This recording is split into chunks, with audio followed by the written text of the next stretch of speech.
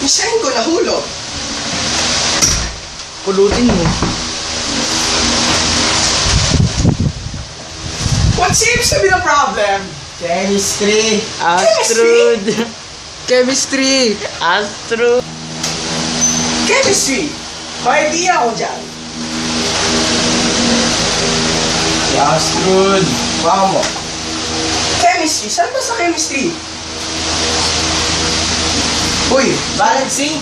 balancing. Ang hirap eh. It's easy. Again, borrow. Give me the equation. Balancing. Give me the equation. Balancing. Astrud. Balancing. Astrud. Balancing. Astrud. Taga naman. Ano kung makita niya nahihirapan ako. Ay, ito na. Antimony sulfide and hydrochloride yields tetrahydrogen monoantimony hexachloride and dihydrosulfide. Madali lang yan. Basta. Okay, let's balance this crap. Okay guys, first step of balancing. Ito ang aking mahiwaga martilyo na nagbubura. Ang martilyo ni Thor, hiniram ko sa kanya. Asa si Astrud? Una isulat natin, andon, nakauwi ata. Sulat natin is the antimony sulfide. That is SB2S3.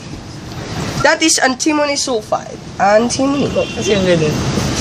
Antimony sulfide. Wait, may nakalimutan tayo.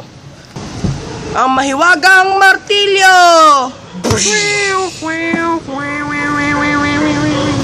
Very good. Ang galing mo naman, Doraemon. Antimony tree.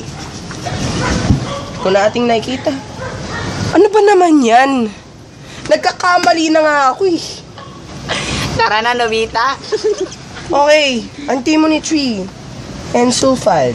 Sulfide. Yan ang ating unang element. Ay, mali yan. Ano mali? Ay, oo nga no. Ayan o, ayan o, ayan o. Maturo tayo kaya kaya. May tree nga pala. Ayaw. Tama! Tama! May, Astrud, paano Astrud? ano ba? Ako nga matalino. Wala siya dito. Bigay mo sa akin mahiwaga. Magaling. Again, criss-cross kasi natin yan. This is the method of crisscross. Ano, green cross? Crisscross. Okay, okay. C-R-I-S-S. Tama ba? AS3. AS3. Ay, basta, yun ang crisscross. SB3. This is antimony tree. SB3 and S2. Ayan ang antimony. At sulfide. Ginawa natin is crisscross natin sila. Sandali lang. Uy, huwag mo pa po sa Pinagpalit natin sila dito and dito. That is crisscrossing. Yan. Ngayon, it will be SB2 and S3. Yan na. So, isulat na natin ang SB2 and S3 sa ibabaw. SB2 and S3 as our first element that had been crisscrossed by crisscrossing masters. Yay! Nagets mo na? Hindi. Plus HCl. Hindi na natin na-explain yan. I mean, mali. Hydrochloride. It's HCl. Hydrochloride. Anong I? Chloride yan. Cl ang symbol niyan, teacher. Cl. It's I. Oh.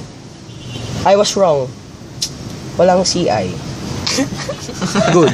Very Ano good. ka ba, teacher? Mali ka na naman. Ano? Bakit capital? Sorry, lowercase letter. Remember kids, pag lowercase letter, yun ang mga kompletong elements. Pag hindi, nako, mahirap na. Naku, alam ba ni Astrud yan? Hindi niya alam yan. Ako lang nakakaalam nun. Yields. Pwedeng yields or something produced, reacts to, marami pang iba. Astrud. H3, huwag nyo nga siya hanapin. Hindi mo siya hinahanap ah. May nagpaparamdam lang. H3SB, that is antimony again, Cl6 plus H2S. Yan. Yan ang ating ibabalance. Now, just like what I said, write the elements. SB. Please. SB is antimony. S is sulfide. H and Cl. It is hydrogen and chloride. Ngayon, isusulat natin ang kanilang mga, ang tawag doon? Astrud coefficient. Hindi astrud. Number. Hindi rin coefficient eh. Oh yeah, their electron energy. Yeah. Electron energy. Sa SB is 2, S is 3, H is 1, Cl is 1. Wait, One Cl ang for aking susulat. Bayanihan. Remember kids, tuwing mag-solve kayo ng ganyan, pagka walang number ang nakasulat, automatic may invisible number 1 nandyan. Alalahanin niyo yun. Nasaan? Basta invisible siya.